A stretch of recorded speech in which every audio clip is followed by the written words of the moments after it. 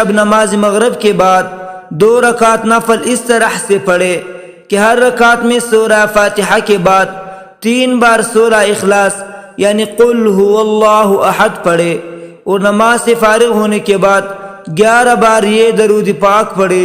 फिर बारगाह इलाही में अपने मकसद के हसूल के लिए दुआ मांगे, इंशाअल्लाह ताला दुआ कबूल होगी।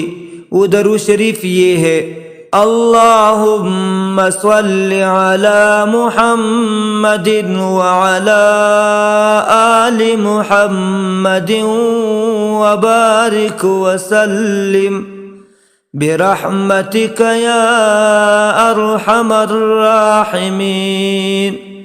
अल्लाहुम्मा सल्लि अला मुहम्मदिन व अला आलि मुहम्मद व बारिक व सल्लिम बिरहमतिक या अरहमर राहिमीन।